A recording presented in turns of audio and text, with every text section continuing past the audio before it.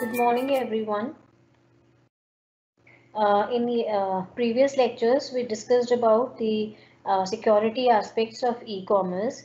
Today, we are going to discuss the legal aspects of e-commerce, in which we are supposed to study the Information Technology Act 2000. The Information Technology Act 2000 on 30th January 1997, the General Assembly of United Nations adopted a model on e-commerce which is known as the United Nations Commission on International Trade Law. It is UNCITRAL model law on e-commerce, and this model was adopted by the General Assembly of United Nations to bring the uniformity in law in different countries. Actually, what supposed to happen earlier, that every country they had different kind of laws, different provisions in laws which were related to the information technology. Now on 30th January, uh, this law, the United Nations Commission on International Trade Law, was adopted just to have the uniformity of law or the different provisions in different kind of countries, so that it can be implemented everywhere and no disuniformity is there. The General Assembly of United Nations recommended that all countries must consider this model before making changes to their own laws. So basically, every country had their own its own law which was related to Information Technology Act, but after 30th January 1997, it was recommended that this model should be adopted by every country before they make any kind of changes in their in the provisions or the law, and they have the uniformity everywhere. And among all the countries, India was the 12th country who adopted this law. The first draft was created by the Ministry of Commerce, Government of India, as E-Commerce Act in 1998. However, it was redrafted in 1999 as the Information Technology Bill, and it was passed in May 2000. The Information Technology Act 2000 was notified on 17th October 2000 in India, and it's the law which deals with the cybercrime and e-commerce. The amendments have been done during 2008, which is known as IT Amendment Act 2008, and several new provisions were included in the law, which are particularly related to e-offenses and data privacy.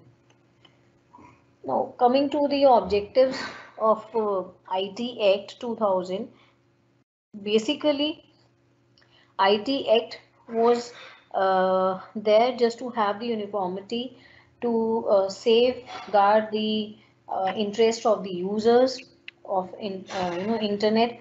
Now, the first objective of IT Act 2000 is to provide the legal recognition for any kind of transaction which has been carried out by means of electronic data interchange. That means if anyone is doing any kind of transaction using internet, then it should have its legal recognition, it should be authorized, it should have the validity, and other means of electronic communications may also be used, which are common. Basically, it's referred to as the e-commerce or electronic commerce, and it involves the use of alternatives to paper-based methods of communication and storage of information. Now, when we use the platform, the digital platform or electronic commerce, then that basically is the a process where you have different kind of alternatives just to avoid the paperwork at the time of communication. At the same time, we talk of the storing of the data and information, then you don't need paperwork, and everything is done using internet. That means at digital platform. The second objective of IT Act 2000 is to facilitate electronic filing of documents with the government, so government agencies. Now, what happened is after this IT Act 2000, the government agencies had made it mandatory to they provided the facility to the users that they can have the e-filing of documents. Now, if I want to, uh, submit some document, if I'm going for e-auctions or e-purchase of something, then I have the facility that I can file the returns, I can file the documents, I can file the applications using the digital platforms when I'm filing any application, or I'm availing some kind of services with the government agencies. It is also there, the IT Act, to just give the legal recognition to digital signature for authentication of any information.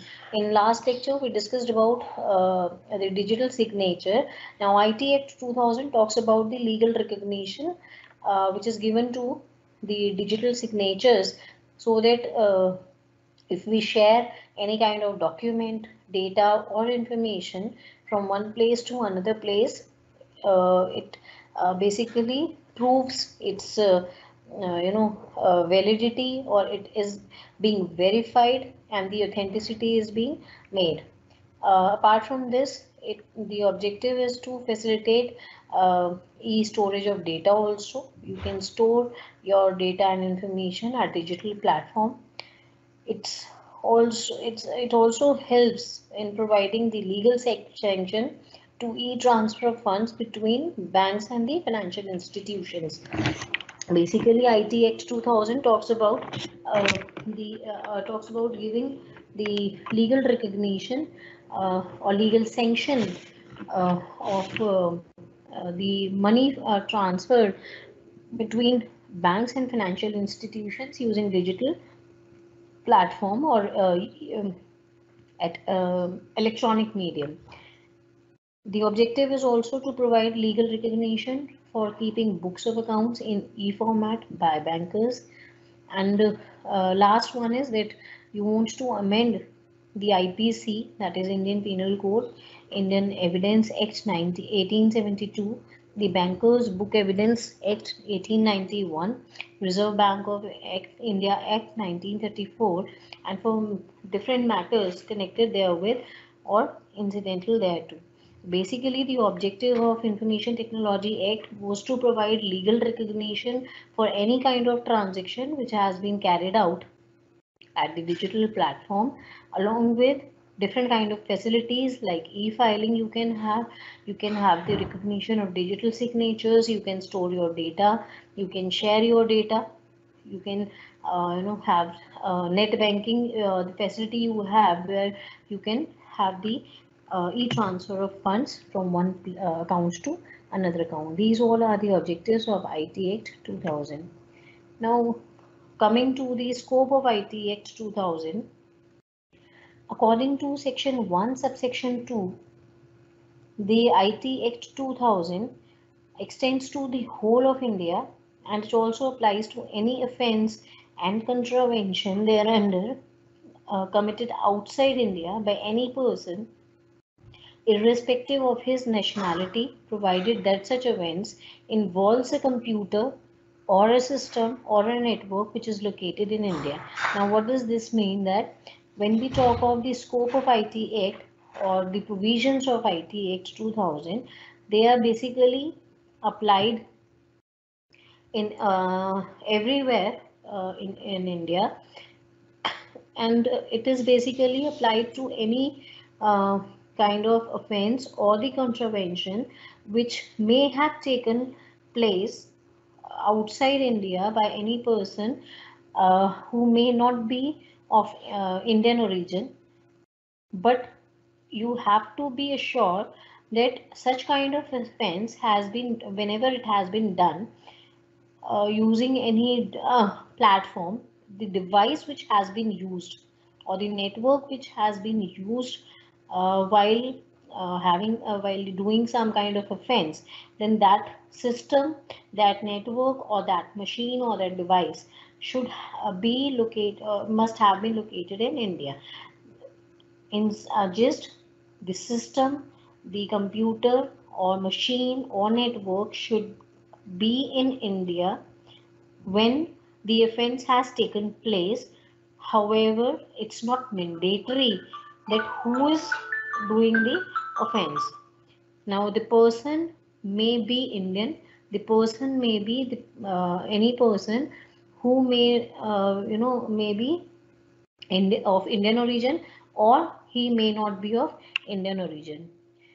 Following are you have some of the documents or transactions to which the act will not be applied. The first one is a negotiable instrument other than a check as defined in section 13 of the Negotiable Instruments Act 1881, a power of attorney as defined in section 1A of Power of Attorney Act 1882, a trust which has been defined in section 3 of Indian Trust Act 1882, a will which has been defined in section 2 subsection H of Indian Succession Act 1925, including any testamentary disposition by whatever name it is being called, or any contract for the sale of immovable property or any interest in such property. And the last one is that any such class of document or transactions which may have been notified by the central government in the official gazette and which has been announced. Now we have some sections which are relevant, which are related to e-signature or digital signatures. Though we have number of provisions in IT Act 2000, right now we are going to discuss different relevant sections which are related to e-signature. Now coming to the first section 3, which talks about the authentication of electronic records. Basically, we are verifying, we are validating the records, whether the person is,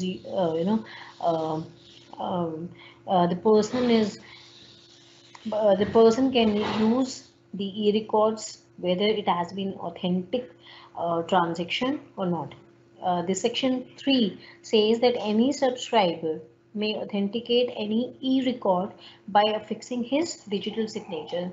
That means whenever I'm sharing any kind of record at digital platform, that means electronic record, then it has to be affixed by the digital signatures. Only then it would be authentic. If I'm, let's say in medical line, if you are, if you are running a path lab and the tests are being conducted and you just prepare the reports, then it has to be signed digitally by the doctor so that it can be made authentic, that the reports are authentic and they can be used. Similarly, if I share any kind of record at digital platform, just to have its authenticity, you have to get it digital signed at digital platform itself. That means digital signatures must be used. The authentication of any electronic record shall be affected by the use of asymmetric crypto system and hash function which envelop the transform the initial electronic record into another electronic record. अब इसमें होता क्या है कि जो हमारे electronic records होते हैं उसकी ऑथेंटिसिटी को अफेक्ट करने के लिए what we do is that cryptography system is being used. We discussed cryptography in last lecture where we discussed about two concepts, coding and decoding, or encryption or decryption, whatever name you want to use. Encryption and decryption या coding और decoding में क्या था कि if file is being shared, if document is being sent from one place to another place, what happens in the network process that the whole file gets divided into small packets on which the address of the receiver is mentioned, and all the packets of same file travel through network, and they search for the address to which the file has to be delivered. Now when the file or the document is being shared by one person from one place to another place, sorry, then the when we send the file, or when we share, when we store the file, it is in our language, but when we send it, then the message gets converted into a coded language, and then it will be traveling through network, so that any kind of malicious users, any kind of unauthorized access, if it is gained by someone, then he may not be able to read or to understand what actually the message is, what actually the information is there in the file, because it's in the coded language. So when we share any document, then it has to be converted into coded language. That means the process of encryption should be process of encryption is there, where the whole file is converted from a simple text message into the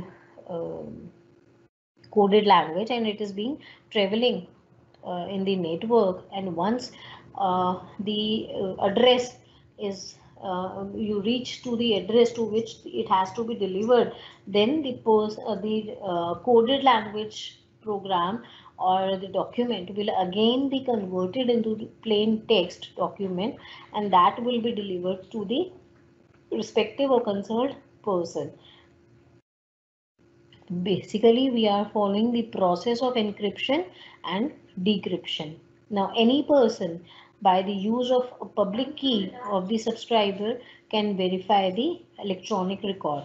तो कोई भी अगर आपके पास authorization है that you can use the records, you can share the details or documents or data or information, then it has to be converted into a coded language, and once it is being received, it is again converted into the plain text language. At that particular time, the person is using a public key of the subscriber just to verify the electronic record. तो उससे उसकी authenticity, उसकी validation, उसकी ये पता चलता है कि he is authorized to just receive the document, and or if the person is the sender, then it is authorized that the transaction is authentic, and he is authorized to share the documents, because his digital signatures are also there. Now the private key and the public key, these are two keys which are being used in the process of encryption and decryption, and they are the unique keys to the subscriber, and they constitute a functioning key pair. तो ये हमारे पास दो की होती हैं, which is the private key and the public key, which are being used in the whole process of cryptography, and you have the whole functioning.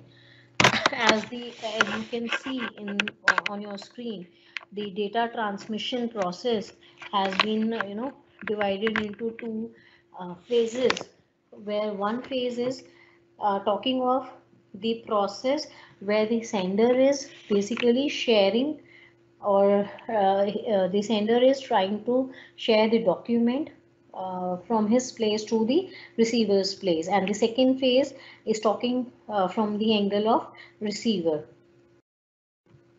Let me have the focus on this. I hope it's clearly visible to you all. Now when the sender creates the document, it's the normal text message which is being converted into the coded language, where we use hash messages, and private key is being created so that some kind of password or some kind of security is being provided to the file, just to avoid the unauthorized access by any malicious users, and the digital signatures are also being used to have the authenticity of the data transmission. Now the data is being converted and it is being transmitted, and it's shared by the receiver. Once the receiver is receiving the text message, then he will be using the public key to share use that document, and the data or the information which is being in coded language or different kind of algorithms which have been used, then those will be compared and those will be converted into normal text message. Okay, then we have section 3A, which talks about the electronic signatures we have to use while sharing any kind of document or share the files from one place to another place at digital platform. Now section 3A says that any subscriber may be and authenticate any electronic record by electronic signatures, which is considered reliable. Any kind of technique can be used. Basically, we are talking of the electronic signatures.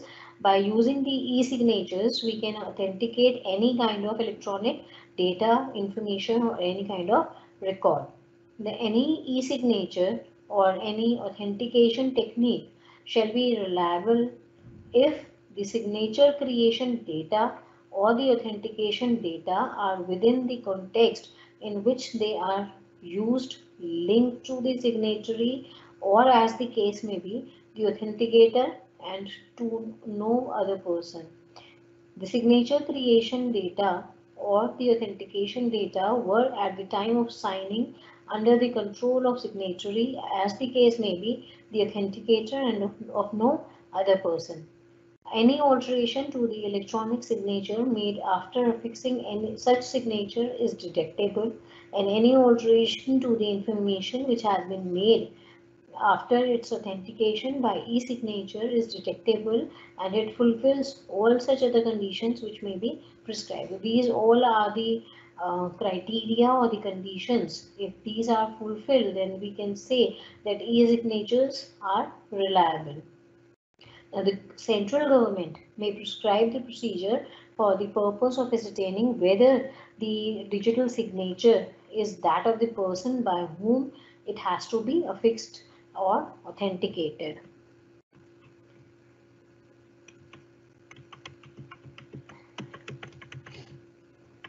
Then we have section 4, which deals with the legal recognition of electronic records, where it has been stated that where any law provides that information or any other matter shall be in writing or in a typewritten form or printed form, notwithstanding anything contained in such law, such requirement shall be deemed to have been satisfied if the following matter information or matter is rendered or made available in any electronic form accessible so as to be usable for subsequent reference.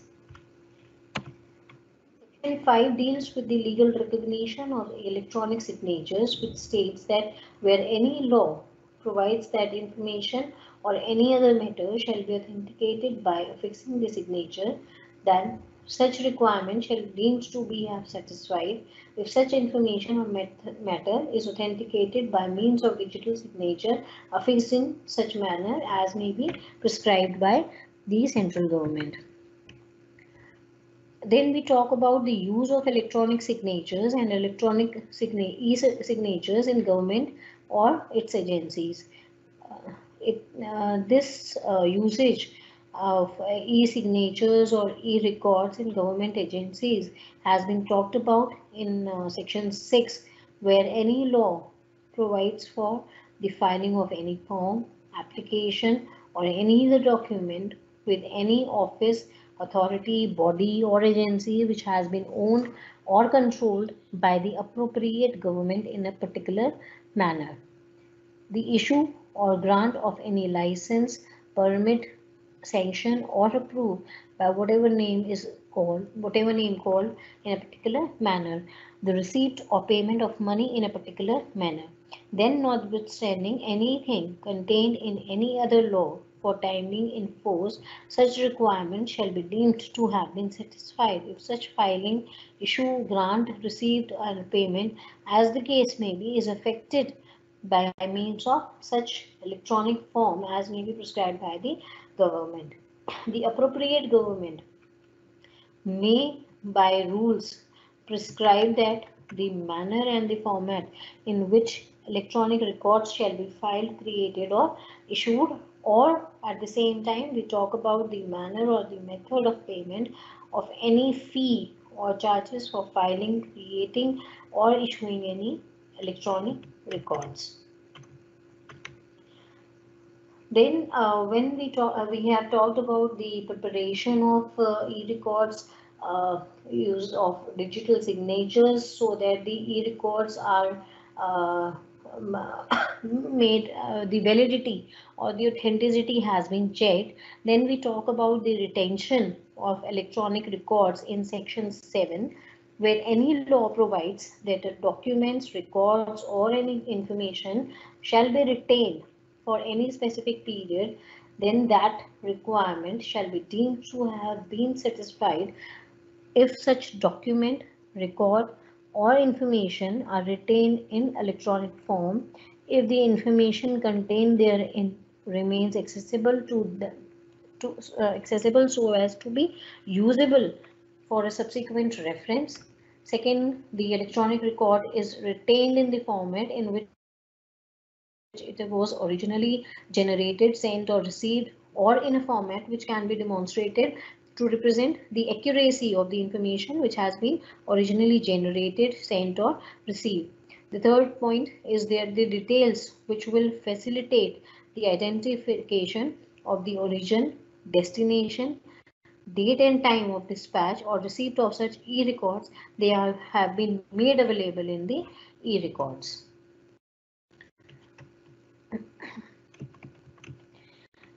Then the main one of the main section is section 10, which talks about the power to make rules by central government in respect of electronic records, which talks about the agencies or the certifying authorities which have been have the power to make rules by the central government. The central government may by rules prescribe the type of e-signature, what kind of e-signature the company would be having, the manner and format in which the e-signature shall be affixed, the manner or procedure which facilitates the identification of the person affixing the e-signatures.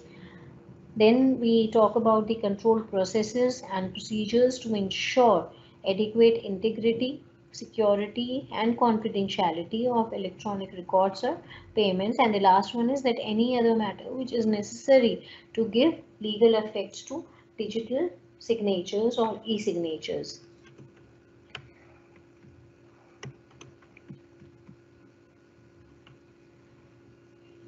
Now, the attribution of electronic records has been discussed in section 11, which says that any electronic record shall be attributed to the originator if it was sent by the originator himself or by a person who had the authority to act on behalf of the organization in respect of the e-records we are talking about. And the last one is that any information system which has been programmed by or on behalf of the originator to operate automatically. Then the section 12 talks about the acknowledgement of receipt of electronic records which have been prepared. The section 12 says that where the originator has not stipulated that the acknowledgement of receipt of electronic record be given in a particular form or by a particular method, then an acknowledgement knowledge must be shared so that any kind of communication by the addressee automated or otherwise, or any conduct of the agency sufficient to indicate to the originator that the e-record has been received. The second point of section 12 says that where the originator has stipulated that the electronic record shall be binding only on the receipt of acknowledgement of such electronic records by them, then unless acknowledgement has been so removed, so received, the e-records shall be deemed to have never, have been never sent by the originator. And the last point in section 12 says that where the originator has not stipulated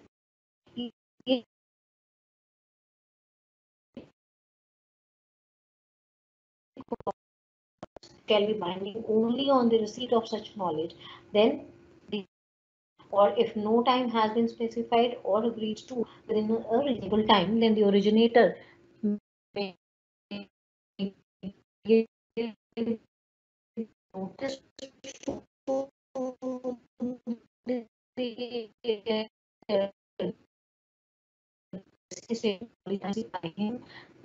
and specifying the reason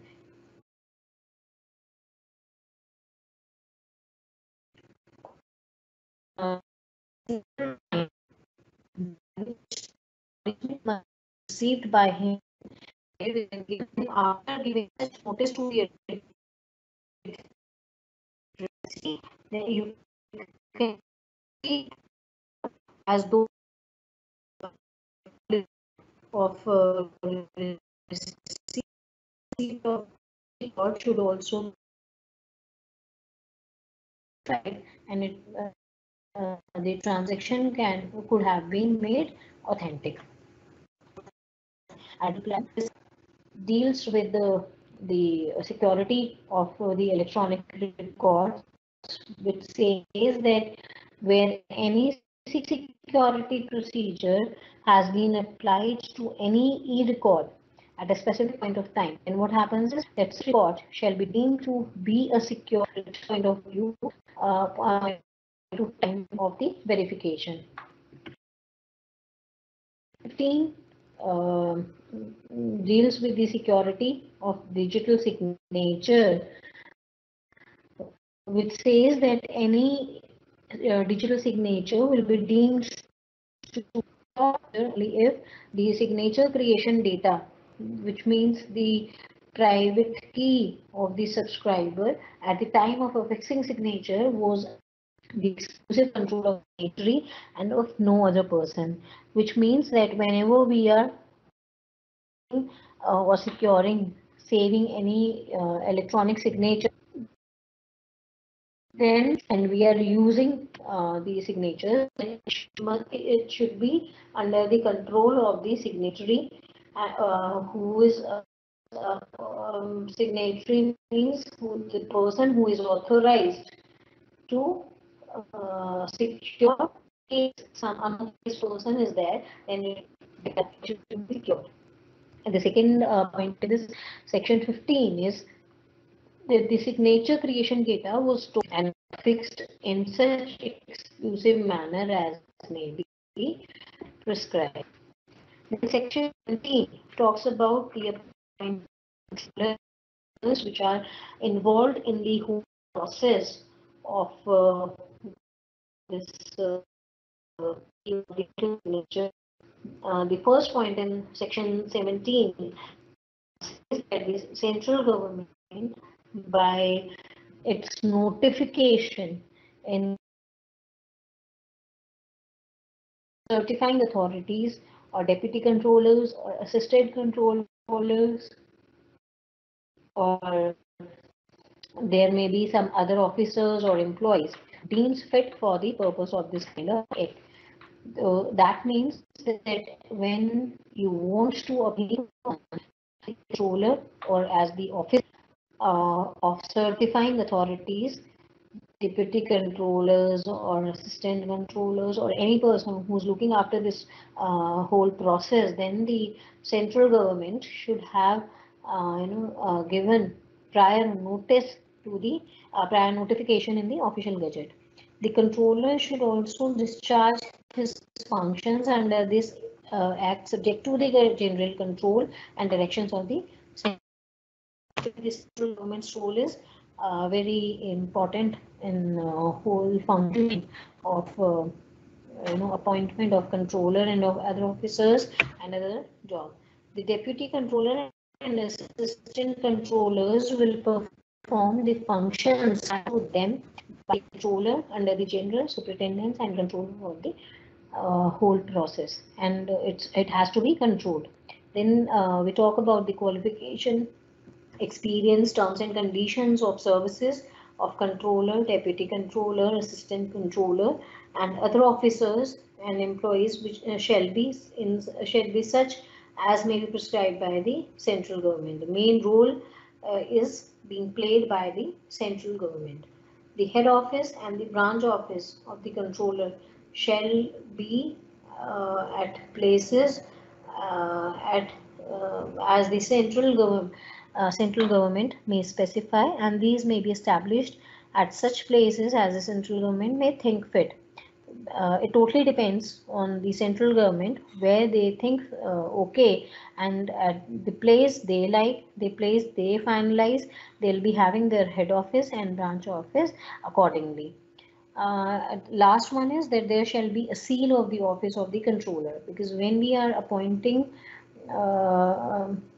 the controller and other officers, we are working, and again once they have been appointed, they'll be in the process of overall functioning of the company. That means you need to have a seal of the office of the controller if he has been appointed. Then once the controller has been appointed, then he has to perform different kind of duties or the functions. He needs to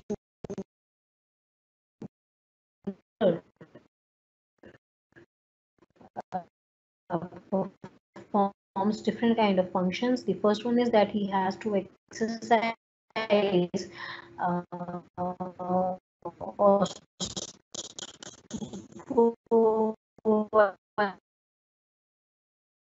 so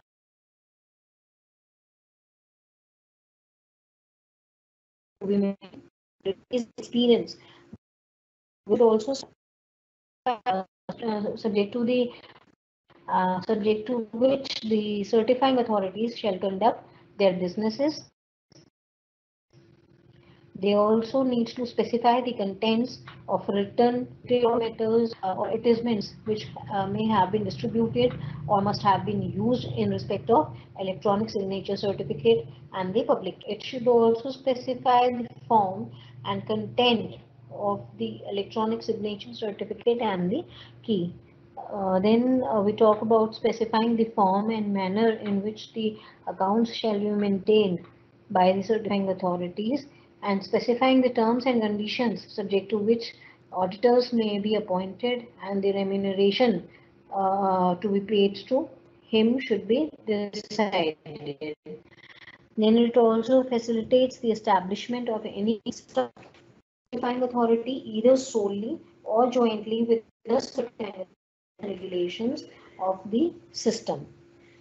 Last, apart from all these functions, he is supposed to resolve any kind of conflict of interest if it is there between the certifying authorities and the subscribers, and he has to lay down the duties of the certifying authorities also, and he has to maintain a database uh, which contains the the authority containing such particulars as may be specified or prescribed by the regulations which shall be accessible to public. Section 21 talks about the license to use digital signature certificates, because it's mandatory that when you are trying, when you want to use digital signatures, then you need to acquire digital signature certificate from respective certifying authorities. Now, Section 21 says that any person makes any application to the controller for the license to issue the certificates. Basically, any person who wants to be the controller, he has to apply for it. He has to apply for the issue of electronic signature certificates. No license will be issued until and unless the applicant fulfills different kind of requirements with respect to qualification, experience, manpower, financial resources, and other infrastructure facilities which are necessary to issue e-signature certificates which have been prescribed by the central government. And the license granted under this section will be valid for the period which has been specified by the central government.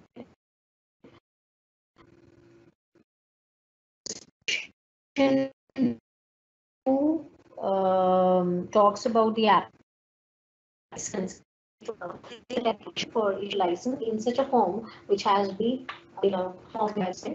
form which has been prescribed by the central government, and every application should be accompanied by a certification practice statement that you are authorized to go for this kind of practice. A statement which includes the procedure with respect to identification of the applicant. That means you have to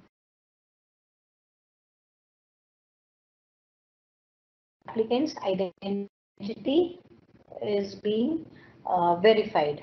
Then the payment for at the time of applying, payment of such fee which will not be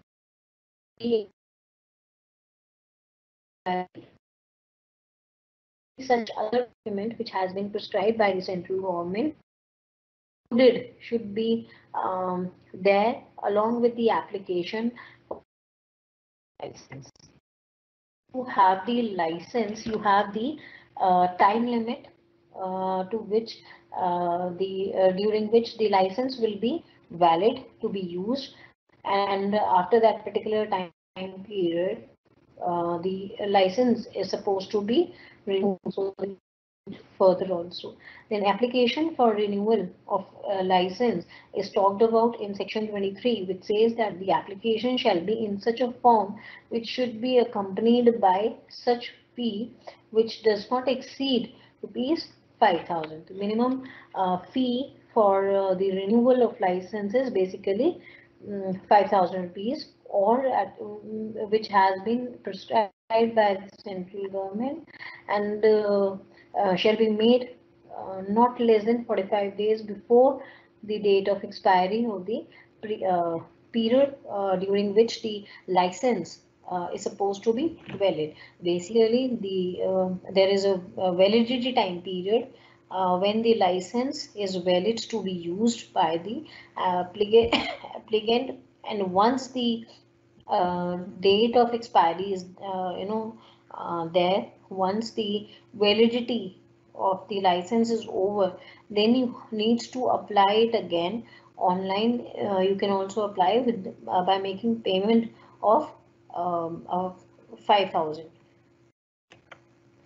Then sometimes if you misuse the license, or in some particular situations the license may be may got suspended by the certifying authorities. Now, what are the situations where the certifying authority thinks fit that after having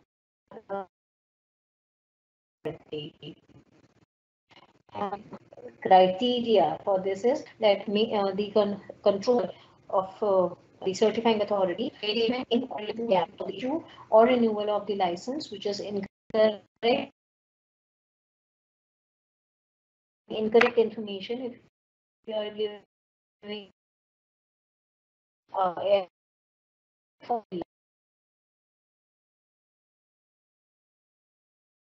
like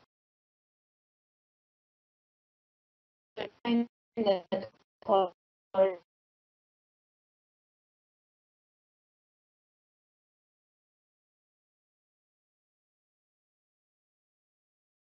In that case, the license will be suspended by the certifying authority.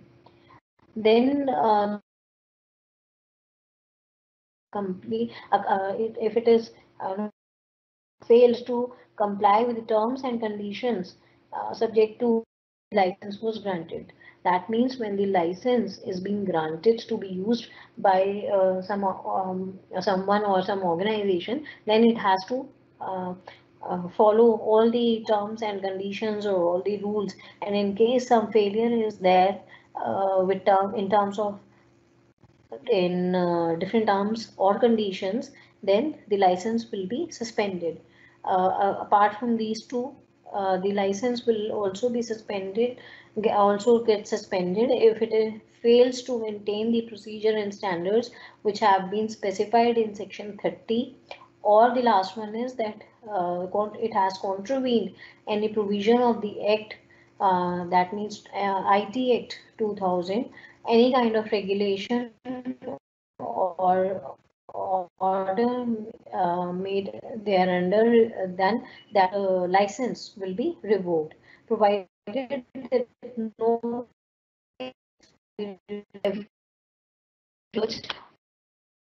the correcting the information while issuing the every proper care has been taken. In case they think that some kind of problem is there, then they can suspend the license, they can revoke it.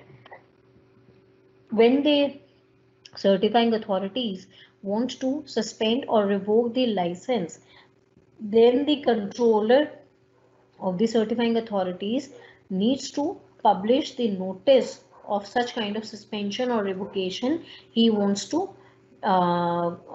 do, as the case may be, in the database which has been maintained by him.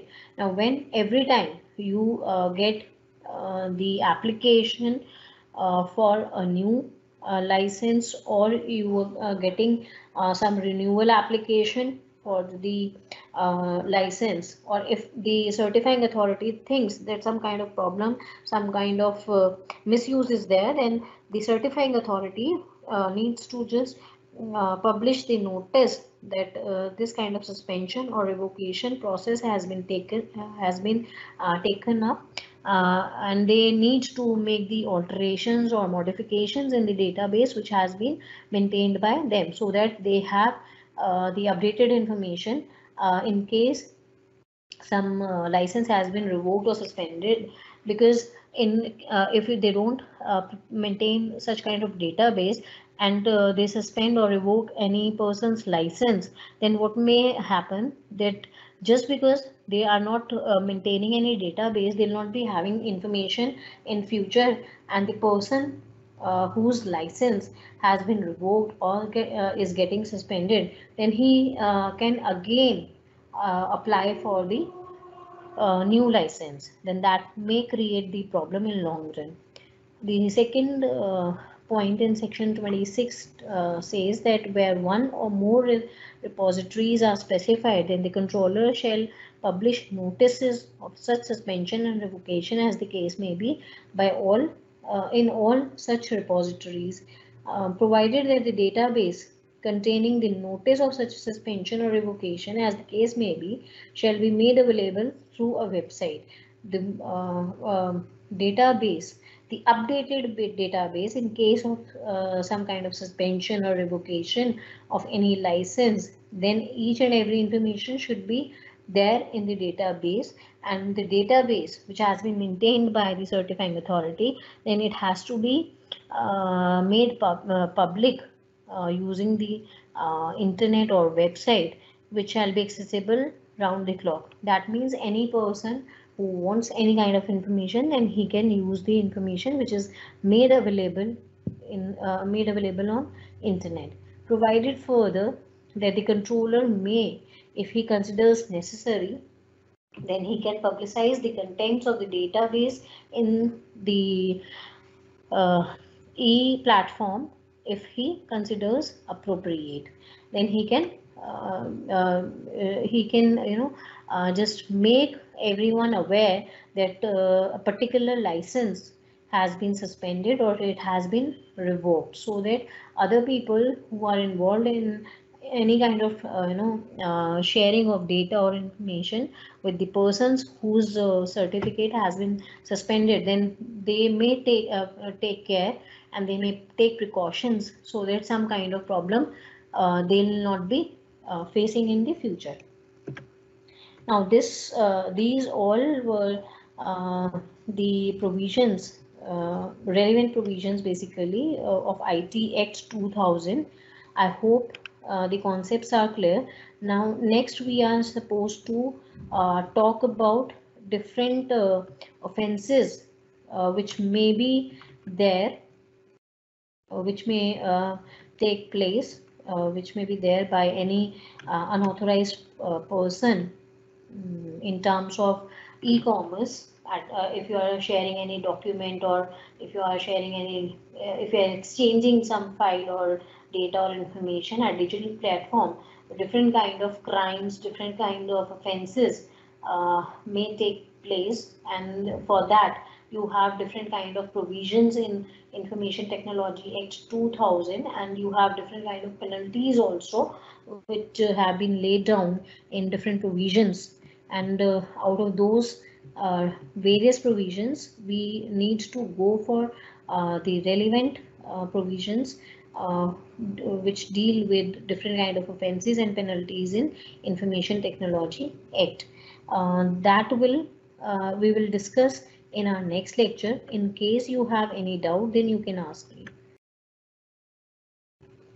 Okay, one of the students has asked me to explain the concepts in Hindi also. Okay, I'll just try to explain the concepts in Hindi in my next lecture.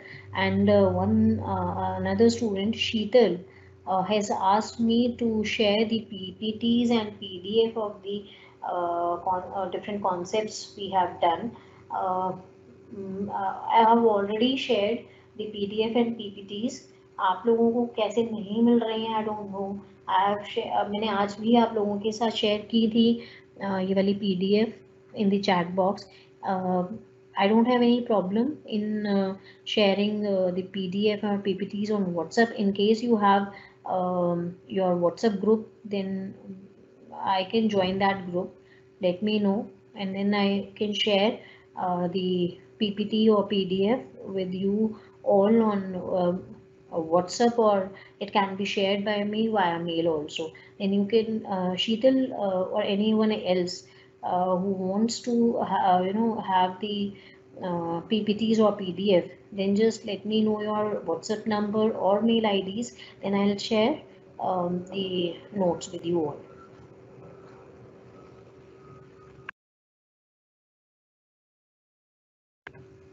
Is there any other doubt to anyone? Then you can ask me.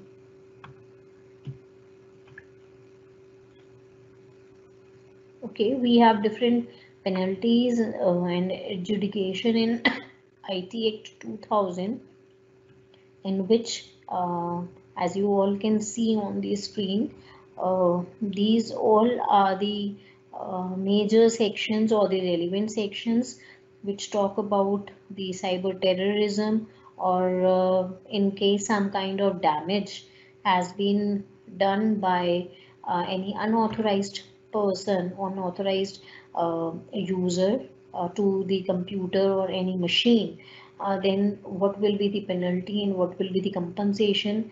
These the offenses are also talking about tampering with the documents you have saved on your machine systems. Different kind of offenses, offensive messages, if you share, if you send offensive messages through communication services, then you will be punished. The fine will be laid on you. All these are different kind of offenses and penalties. These will be discussed in our next lecture, which we will be having on 9th of December.